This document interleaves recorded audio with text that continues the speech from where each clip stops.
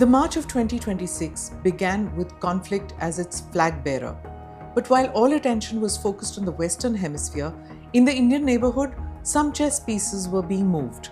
Stuff that could quietly reshape South Asia's geopolitics. The foreign ministers of China, Pakistan, and Bangladesh met in Kunming, a city in southern China. The meeting was deliberately low-key.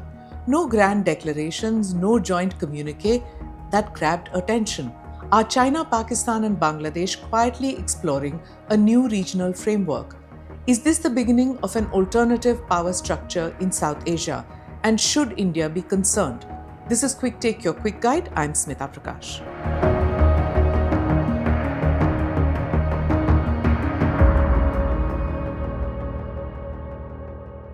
To understand why this meeting matters, we need to start with SAARC, that grouping that India has ignored for the larger part of 2 decades.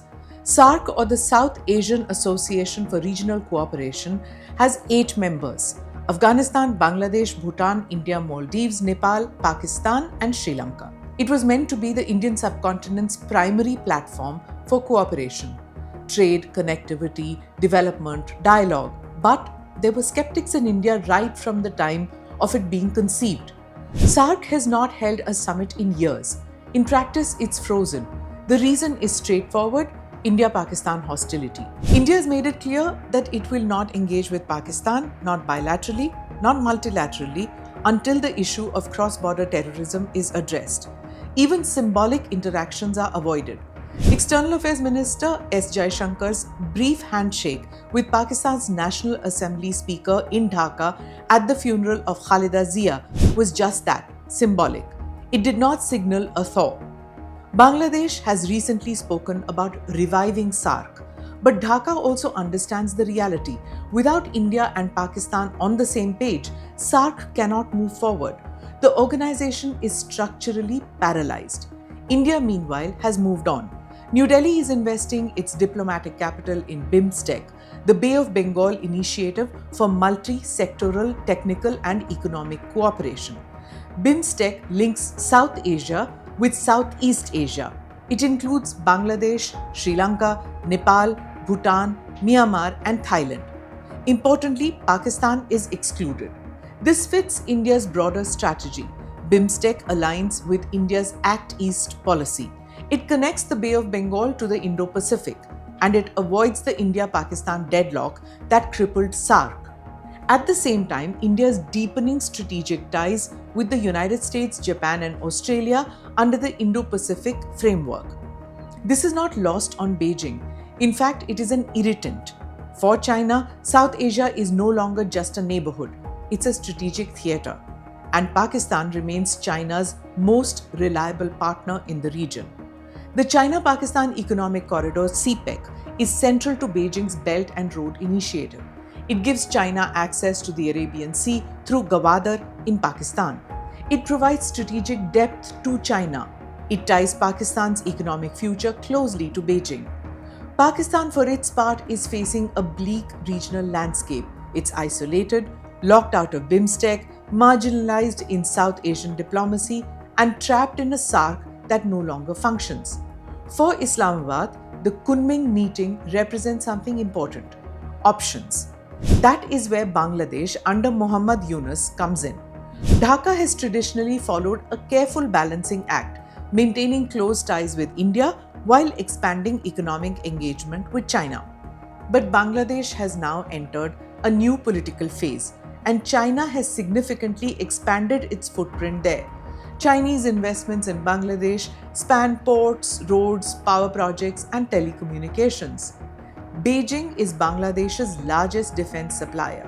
The Bangladeshi military relies heavily on Chinese hardware. Interim leader Muhammad Yunus has already visited China, signaling continuity in engagement. Pakistani officials too have stepped up outreach to Dhaka. These are not isolated moves. After decades of stagnation, direct trade between Bangladesh and Pakistan has resumed. Diplomatic channels are warming. Strategic conversations are increasing. So is it China-Pakistan-Bangladesh nexus taking shape? Not an alliance, at least not yet. But patterns are emerging. Think of it as a South Asia Plus framework.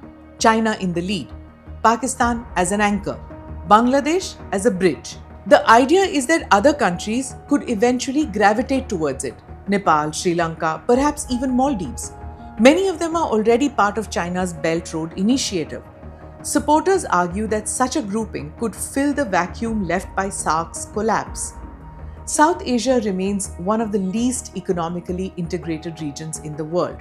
Intra-regional trade is abysmally low. Connectivity is constrained by infrastructure gaps, political distrust, and protectionist policies. A new platform, they argue, could bypass old rivalries and focus on development and connectivity, quite like ASEAN. Critics, however, see risks. Chinese-led frameworks often come with strategic strings attached. Debt dependency, political leverage, security implications. So should India be worried? India should certainly pay attention. This is not about encirclement as yet. It's about influence and presence. If India chooses to stay absent from regional platforms, others will step in to shape the rules.